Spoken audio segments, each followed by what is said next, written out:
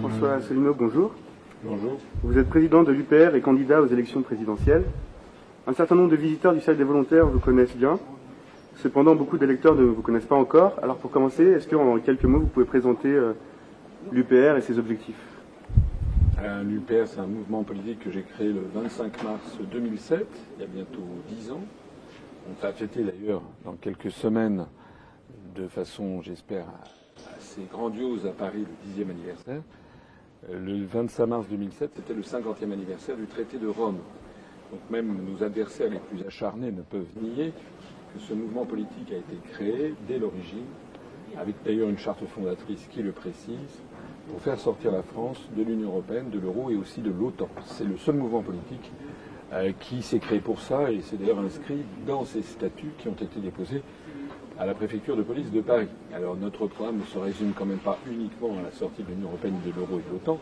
Il y a tout un programme qui va avec, assez largement inspiré des idéaux du Conseil national de la résistance de 1943-44, dont on reprend d'ailleurs certains éléments, et d'ailleurs notamment qui s'inspire du CNR par sa volonté de rassembler les Français au-delà du clivage droite-centre-gauche pour faire sortir justement notre pays des griffes qui lui ont volé sa souveraineté et son indépendance nationale. Voilà. Alors ce mouvement, je l'ai créé donc il y a bientôt 10 ans. Les premières années ont été franchement très très difficiles. D'abord, je n'avais pas d'argent. Deuxièmement, je n'avais pas de soutien politique. Troisièmement, je n'avais pas de soutien médiatique. Et puis, quatrièmement, les événements à l'époque ne me donnaient pas spécialement raison, puisque la grande majorité des Français pensaient que tout allait bien. Voilà. Depuis là, il y a eu toute une série d'événements qui ont confirmé, hélas pour la France, mais heureusement pour notre mouvement, la justesse des analyses et des propositions, de telle sorte que maintenant, l'UPR est devenu le 5e parti politique en nombre d'adhérents. Nous avons franchi les 15 000 adhérents dans la nuit du 21 au 22 janvier 2017. Ça fait de nous le 5e mouvement politique en nombre d'adhérents. Et encore, parce que nous c'est un vrai nombre, je ne sais pas ce qu'il y a chez les autres. Et puis nous avons réalisé aux élections régionales de 2015, on a fait près de 1% des suffrages. Mais ça, c'était en 2015, et je pense qu'en 2017, on va faire vraiment un score qui va surprendre. Alors justement, vous parliez des Français, des changements qu'il y a eu depuis la création de l'UPR. Aujourd'hui, énormément de Français manifestent leur désaccord avec notre système politique actuel par l'abstention. C'est entre autres choses une réaction au système des partis que critiquait déjà Charles de Gaulle en son temps. Mais c'est aussi une réaction aux abus de pouvoir des gouvernements se succédant à la tête de l'État, donnant l'impression aux Français que le vrai combat pour la démocratie se joue à une échelle beaucoup plus locale que celle de la nation, de l'État et des élections présidentielles. Et en dehors de ça, on voit bien avec l'actualité récente que, par exemple, en Grande-Bretagne, le gouvernement de Theresa May, qui est arrivé au pouvoir notamment sur la promesse du Brexit, est un gouvernement plutôt très libéral. Donc cela implique déjà une première question. D'une part, pouvez-vous expliquer en quoi une sortie de l'euro, de l'UE et de l'OTAN changera le quotidien des Français? On ne voit pas forcément le rapprochement avec les problèmes sociaux et économiques qu'ils peuvent avoir, qui sont dus à la crise, etc. Alors, c'est un vaste sujet et il faudrait que j'ai à peu près 2 heures pour vous répondre. Je dirais simplement que... alors déjà, vous m'avez parlé de l'abstention. Je vais vous répondre tout de suite sur l'abstention. S'abstenir, c'est en fait voter pour le système existant. Je vois parfois des gens qui disent on va s'abstenir parce que s'il y a 50%, s'il y a 60% d'abstention, eh bien rien. Voilà, s'il y a 60% d'abstention, il ne se passera rien, les élections seront valides. S'il y avait 70% d'abstention, les élections resteraient valides. S'il y avait 80% d'abstention, ça resterait valide. Et 90% d'abstention, ça resterait valide. Il n'y aura jamais, d'ailleurs, 80% d'abstention à une élection présidentielle. Donc s'abstenir, c'est en fait, à mon avis, c'est légitime et justifié quand vous avez le choix entre le pareil et le même. Si vous avez le choix entre bonnet blanc et blanc bonnet, si par exemple il y a le choix entre Fillon et Macron et Valls, là je comprends qu'on appelle à l'abstention. Mais là, nous apportons, j'ai la faiblesse de le penser, une offre politique radicalement nouvelle, très très nouvelle, très importante, avec un changement fondamental en matière politique, géopolitique, le changement le plus important depuis 1945 dans notre pays. Et donc avant de s'abstenir, les gens quand même devraient s'intéresser à notre programme. Alors maintenant, sortir de l'Union européenne, de l'euro et de l'OTAN, pourquoi? D'abord pour rendre aux Français leur démocratie. Je vais citer un seul exemple, dont je parle d'ailleurs dans mes conférences, c'est l'article 121 du traité sur le fonctionnement de l'Union européenne qui fixe le principe des grandes orientations de politique économique. Il faut savoir que les traités européens ont attribué à la Commission européenne, c'est-à-dire un cénacle de technocrates, de fonctionnaires qui sont issus de 28 pays et dont aucun n'est élu, les traités européens ont attribué à la Commission européenne le pouvoir exclusif de proposer au Conseil des chefs d'État et de gouvernement des politiques qui doivent aller toutes dans le même sens afin d'assurer, paraît-il, une union sans cesse plus étroite des pays d'Europe. En d'autres termes, quand vous lisez le dernier rapport qui a été publié le 18 mai 2016 par la Commission européenne sur les grandes orientations de politique économique pour la France sur les années 2016 et 2017, vous découvrez que la Commission européenne a considéré que les élections présidentielles et législatives en France seront de nul effet et impose toute une série de décisions politiques de toute première importance, comme par exemple la baisse de l'impôt sur les sociétés, l'augmentation de la TVA, la réduction des prestations au chômage, le démantèlement du droit du travail, en particulier des professions réglementées, enfin, etc., etc. Tout ça, ce sont des vrais choix politiques, économiques et sociaux. On peut être pour, on peut être contre, mais le scandale vient du fait qu'ils sont imposés par Bruxelles et que les personnes, par exemple, qui s'abstiennent, ou les personnes qui votent à droite ou à gauche, sans tenir compte du fait que les candidats de droite ou de gauche veulent rester dans l'Union européenne, mais en fait, ils seront tous déçus parce qu'ils auront de toute façon ce programme qui est imposé. Donc, si on veut vraiment changer les choses, il faut que les Français récupèrent leur démocratie, c'est-à-dire le pouvoir souverain de décider de leur avenir collectif. Et ça, il n'y a pas 50 solutions pour en sortir. Il n'y a qu'une seule qui s'appelle l'article 50 du traité de l'Union européenne qui permet de sortir de l'Union européenne. Vous avez évoqué la question du gouvernement britannique, c'est autre chose. Les Britanniques ont voté en faveur du Brexit. Bon. Pour nous, c'est une aubaine, parce que ça veut dire que depuis que j'avais créé ce mouvement politique, il y avait un obstacle majeur qui m'était toujours opposé, c'est énormément de Français étaient convaincus qu'on ne pouvait pas sortir de l'Union européenne. J'avais beau dire mais si on peut, j'avais beau expliquer qu'il y avait un article 50 qui permettait de sortir, l'écrasante majorité des gens me disaient c'est pas possible. Et puis maintenant, plus personne ne me dit que ça n'est pas possible. Donc déjà ça c'est un point très positif. Mais je voudrais insister sur un élément, c'est que le Royaume-Uni n'était pas dans l'euro, donc leur problématique est différente. Et puis le Royaume-Uni, les Britanniques veulent rester dans l'OTAN. Ils sont très proches des États-Unis, ce qui nous distingue d'eux, puisque nous voulons sortir de l'OTAN. En d'autres termes, il faut bien voir que nous ne sommes pas le copier-coller de ce qui se passe outre-Manche. Nous nous félicitons de la décision de sortir de l'Union européenne, qui d'ailleurs, comme vous l'avez vu, Madame Theresa May a annoncé, après avoir attendu 8 à 9 mois, que finalement il s'agirait d'un ce qu'ils appellent le hard Brexit, c'est-à-dire en fait la sortie de toutes les structures de l'Union européenne, y compris donc du marché commun, de la Cour de justice, etc., pour revenir complètement souverain et indépendant. Tout ça, ça va dans notre sens, mais il y a d'autres décisions qui, elles, ne sont pas celles que nous privilégions, nous, et en particulier la sortie de l'OTAN. Très bien, donc ça fait tout à fait lien avec la prochaine question que je vais vous poser, parce qu'il y a des implications géopolitiques, du coup, dans votre programme qui sont très claires. Vous êtes très critique envers la notion d'empire, et vous définissez d'ailleurs l'Union européenne comme une structure impériale. Or, la France elle-même s'est constituée en empire colonial bien avant l'existence de l'Union européenne. Par ailleurs, le néocolonialisme à la française s'est lui-même constitué dans les années 50, avant que l'Union européenne mette la France sous tutelle. On pense notamment au système Foccart, qui a jeté les bases de la France-Afrique dès la présidence gaullienne. Or, de cet impérialisme européen que vous critiquez, quelles seraient vos dispositions en matière d'affaires étrangères concernant cette forme d'impérialisme à la française qui n'est pas forcément liée finalement à l'OTAN ou à l'Union européenne? Alors, vous avez raison. Moi, j'explique dans mes conférences que l'histoire est toujours rusée, vous savez, l'histoire du monde. En réalité, la France est en train de subir maintenant ce qu'elle avait subir aux autres au XVIIIe, XIXe et au début du XXe siècle. C'est-à-dire, la France est en train d'être colonisée D'ailleurs, Charles de Gaulle lui-même le disait en 1962 à Alain Peyrefitte, c'est dans le livre C'était de Gaulle, il disait, après avoir donné leur indépendance à nos colonies, c'est nous maintenant qui devons prendre notre indépendance. Les pays européens sont devenus, sans le savoir, sans s'en rendre compte, sont devenus des colonies des États-Unis. En réalité, les États-Unis d'Amérique se comportent vis-à-vis de l'Europe exactement comme la France se comportait vis-à-vis des pays d'Afrique au XIXe et XXe siècle. Alors, je pense que le monde a changé.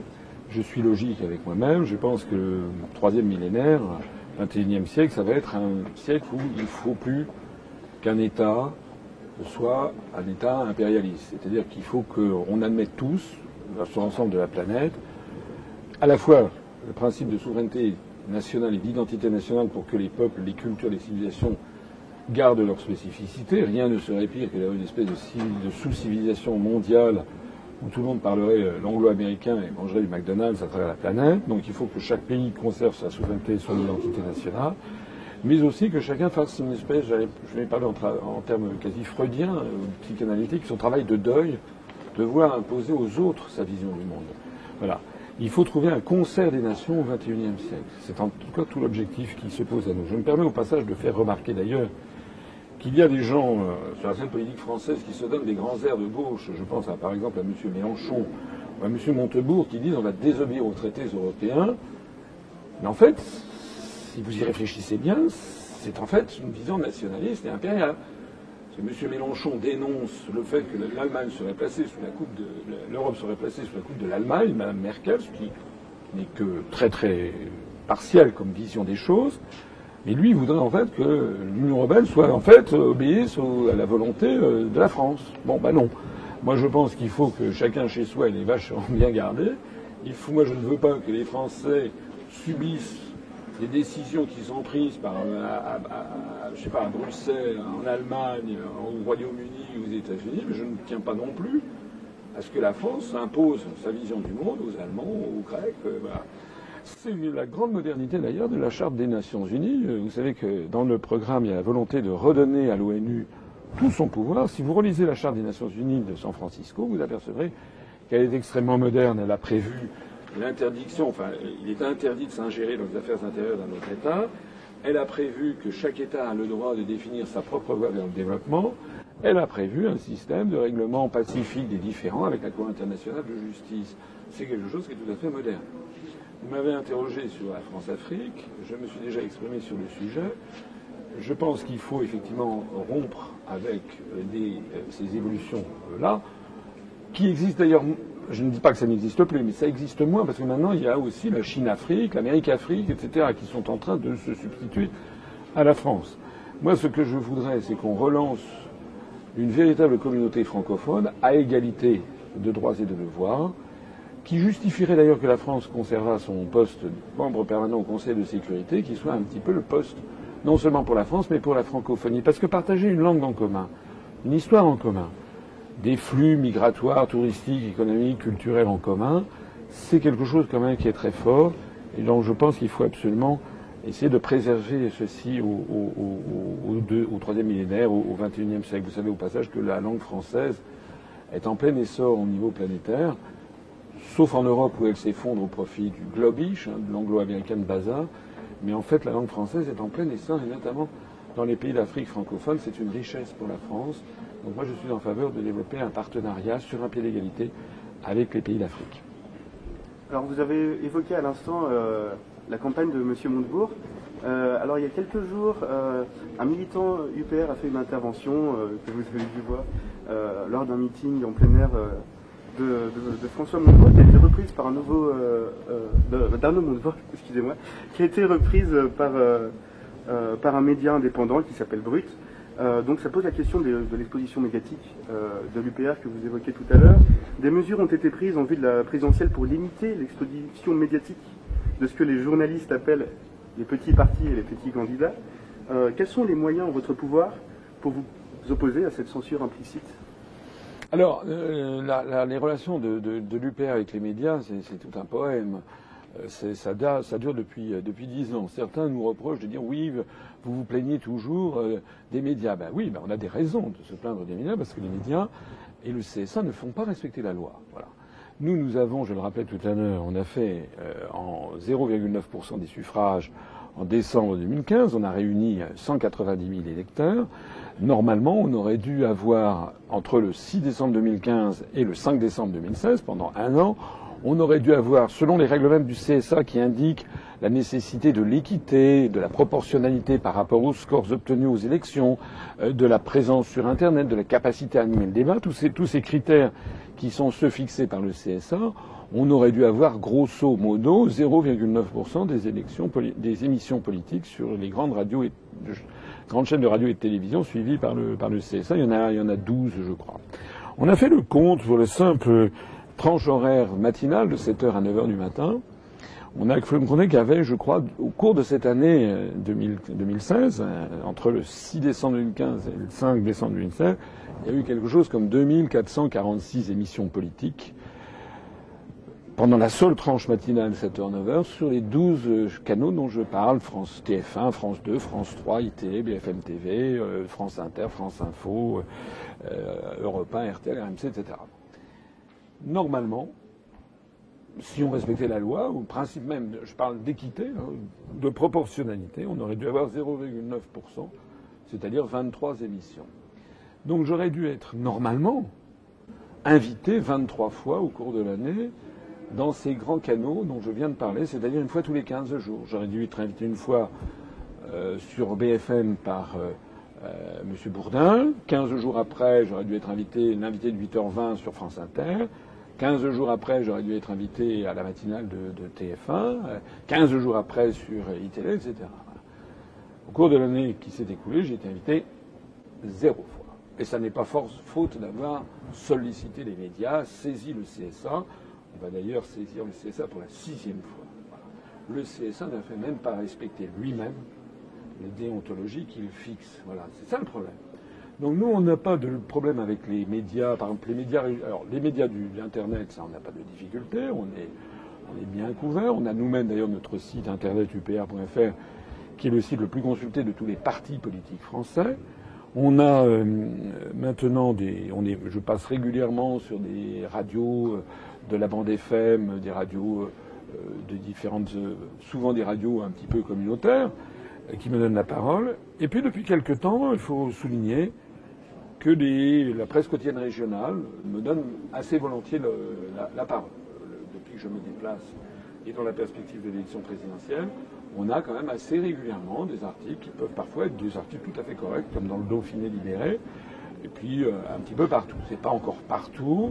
Je ne vais pas égrener ici. Il y a des endroits où j'ai fait des conférences où le journal du coin a refusé de venir la couvrir. Bon.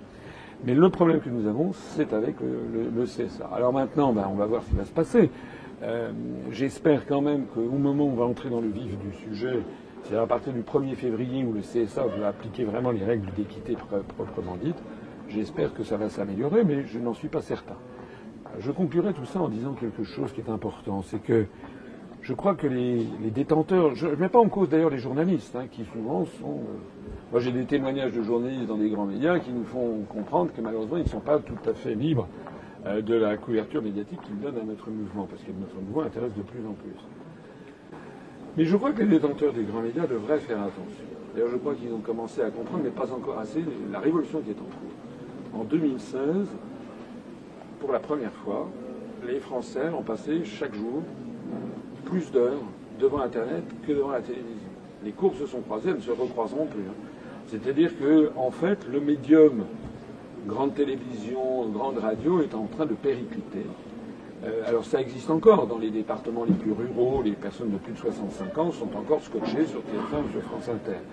Mais dans les zones urbaines, les moins de 25 ans n'écoutent plus du tout la télévision ni la radio. Donc on est en train de changer de monde.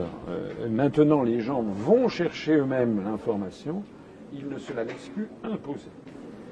Et les réseaux sociaux ont ceci de miraculeux qu'ils permettent, tout le monde est sur les réseaux sociaux. Moi j'ai vu des critiques qui ont fusé sur l'élection de Trump aux États-Unis à cause des réseaux sociaux, comme si les réseaux sociaux avaient fait l'élection de Trump. Les réseaux sociaux sont neutres. Sur les réseaux sociaux, sur Internet, vous avez tout le monde. Voilà, sur les réseaux sociaux en France, vous avez l'UPR, mais vous avez aussi TF1, vous avez aussi Monsieur Attali, Monsieur Macron, etc. Donc ce que reproche en fait la critique qui est faite aux réseaux sociaux, c'est une critique qui émane de la poignée de milliardaires qui a mis la main, qui a fait main basse sur les grands médias français et puis l'État, et qui se rendent compte que la manipulation de l'opinion publique telle qu'elle existait encore dans les années 80-90 du XXe siècle, maintenant ça ne prend plus. La meilleure preuve, c'est que le blacklisting, en fait, c'est-à-dire les choses telles qu'elles sont, qui a été imposé contre l'UPR depuis sa création, eh bien, en fait, nous sert. Parce que nous sommes, je pense, le mouvement en plus forte croissance de France. On vient de dépasser les 15 000 adhérents. On est sur un rythme actuel de 25 à 30 adhésions par jour, spontanément, et uniquement grâce, pas uniquement, mais avec grâce un petit peu à la presse, la PQR, je vous ai parlé, et grâce fondamentalement à Internet et puis aux bouche à oreille. Et le fait même d'être blacklisté par les grands médias, en fait, est devenu pratiquement un gage d'honnêteté, de sincérité. C'est pas un phénomène qu'on trouve qu'en France. On l'a vu au Royaume-Uni avec les Britanniques qui ont voté pour le Brexit contre la majorité des médias, quoique la presse au Royaume-Uni soit quand même infiniment plus libre et démocratique qu'en France.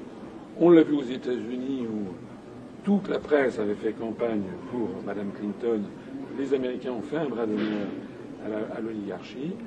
On l'a vu également en Italie où Matteo Renzi a été quand même battu à plate couture malgré une propagande en faveur du gouvernement au moment du référendum qui a eu lieu le 4 décembre dernier. Et je pense qu'on va le voir en France dans les semaines qui vont venir. Je suis absolument convaincu que si j'ai bien les parrainages et si je suis bien candidat, je pense qu'on va vraiment réaliser une percée qui va être assez spectaculaire. Alors, j'aurais une dernière question, si vous le permettez. Vous évoquiez le Conseil national de la résistance en commençant cet entretien. Votre parti porte jusque dans son nom le nom de la République. Donc la République, c'est un nom qui a été beaucoup utilisé. Donc la question est ouverte, elle est large et vous y répondrez comme bon vous semblera. Quelles sont vos conceptions des concepts d'État-providence, d'État-nation et de République dans leur rapport éventuellement au libéralisme? La République, c'est quand même ce qui nous rassemble tous, c'est un res publica, c'est la chose publique. Je pense, alors bien sûr, il y a des monarchistes en France, il y a peut-être d'ailleurs un petit frémissement en faveur de la monarchie, mais en gros, c'est quand même quelque chose qui a fait son temps. Enfin, on regarde sur le monde entier, il y a pratiquement plus de pays au monde où il existe une monarchie absolue. Il y a bien des pays où il existe une monarchie représentative, excusez-moi, constitutionnelle. Mais voilà, je pense que le temps a passé. Je ne crois pas que ce soit un avenir pour notre pays. Je me permets d'ailleurs au passage de faire remarquer que le fait qu'il y ait une monarchie en Belgique ou en Espagne n'a pas du tout empêché la Belgique ou l'Espagne de tomber sous les fourches caudines de Bruxelles et dans la même situation que nous. Bon. Donc nous sommes républicains, c'est-à-dire je pense qu'il y a quand même un consensus de la société française qui est quand même considérable sur les grandes valeurs de la République. Le problème qu'il y a actuellement, c'est que la République, les grands principes, les grands idéaux républicains, en fait, sont piétinés. J'ai fait une conférence qu'on trouvera en ligne qui s'appelle « Où est passée la République française ?», où, si vous regardez à la loupe avec un œil de juriste et avec honnêteté et détachement, si vous regardez la Constitution française qui a été approuvée par 82% des Français en octobre 58, vous apercevez qu'il y a toute une série d'articles qui ne sont tout simplement plus appliqués. Voilà. Lorsque, par exemple, on dit que les partis politiques doivent respecter le principe de souveraineté nationale, c'est fou. Lorsqu'on dit que le principe, la souveraineté, vous savez qu'il y a ce qu'on appelle le bloc de constitutionnalité il est fait référence au début de la Constitution française à certains grands textes fondateurs, notamment la Déclaration des droits de l'homme et du citoyen de 1789. Il est précisé que la souveraineté réside éminemment dans la nation, c'est-à-dire dans le peuple. C'est-à-dire que tous les partis qui sont européistes, qui considèrent qu'il est normal que 55% des Français aient voté non à la Constitution européenne en 2005 et qu'il est normal que ceci n'ait été suivi d'aucun effet, qu'on ait fait comme si ça n'existait pas, ce sont des partis, je me permets d'insister, qui sont inconstitutionnels. Moi, je veux revenir, il faut redonner... C'est comme la charte de l'ONU dont je parlais tout à l'heure. Le problème de l'ONU, c'est pas qu'elle existe, c'est qu'elle n'est pas appliquée, c'est qu'elle n'est pas... D'ailleurs, la charte de l'ONU prévoyait que la charte devait être, les États membres de l'ONU devaient appliquer la charte de bonne foi. Nous sommes pour appliquer la charte de bonne foi, la charte de l'ONU. Nous voulons appliquer la charte de la Ve République de bonne foi, c'est-à-dire revenir à des fondamentaux. Alors nous, dans le programme que je présente, il y a aussi un certain nombre d'améliorations, d'approfondissements de la Constitution, parce que, avec maintenant le monde moderne, avec Internet, avec les moyens de communication, avec la diffusion des connaissances, il y a toute une série de choses que les peuples, je pense, et le peuple français acceptent moins qu'avant. Et je pense qu'il faut davantage donner la parole aux citoyens. C'est la raison pour laquelle, premièrement, j'ai prévu la reconnaissance du vote blanc de plein exercice. Vous savez ce que ça veut dire? Ça veut dire que le vote blanc sera considéré comme un suffrage exprimé, et que si dans un suffrage, le vote blanc arrive en tête de tous les suffrages exprimés, l'élection, le scrutin en question est annulé. Le scrutin est reporté de 2 ou 3 mois, ou 4 mois, ce sera un délai à fixer par une loi organique, et puis ensuite, on refait l'élection, le scrutin, avec interdiction aux personnes qui participent à ce scrutin, aux candidats de ce scrutin, de se représenter. C'est-à-dire que ça donnerait ainsi aux Français une espèce d'outil révocatoire quand ils ne veulent plus des candidats qu'on leur présente. Ça, c'est le premier point. Le deuxième point, je veux qu'on utilise plus souvent le référendum, en créant un référendum d'initiative populaire, où 400 ou 500 000 personnes iront déposer une signature validée en mairie, poseront une question et puis qui s'appliquera ensuite de plein droit aux citoyens. Je veux aussi que le président de la République fasse recours bien davantage au référendum et retirer au référendum son parfum de comment dirais-je, de plébiscite qu'il a un peu acquis depuis plusieurs siècles en France, à cause notamment de la famille Napoléon. Je préconise donc que le référendum, que le président de la République conserve son droit de soumettre une question au référendum des Français, avec 2 types de référendums. Le premier où le président de la République s'engagerait personnellement en disant « je vous appelle à voter oui », mais dans ce cas-là, si une majorité de Français vote non, il soit constitutionnellement contraint à la démission. Ça n'existe pas dans la Constitution, c'est un point que je voudrais rajouter, c'est-à-dire que, par exemple, Charles de Gaulle s'était appliqué ce principe en 69 lorsque le référendum qu'il avait lancé a été perdu. Il s'est appliqué ce système et rien ne l'y contraignait constitutionnellement. En revanche, Jacques Chirac, pour la Constitution européenne de 2005, où il avait appelé à voter oui, c'est le moment qu'il a emporté, il est resté en place. Ça, je ne suis pas d'accord. Donc ça, c'est le premier type de référendum que devrait faire le président. Puis moi, je pense que le président devrait pouvoir faire beaucoup plus de référendums, mais des référendums où là, il ne prendrait pas position.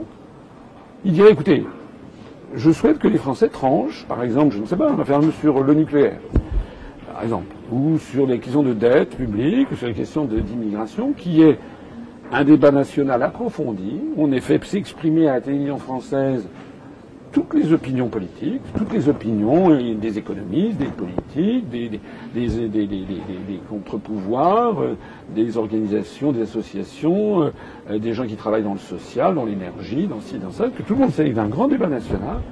Et puis qu'à l'issue de ça, il y ait un référendum éventuellement avec plusieurs questions.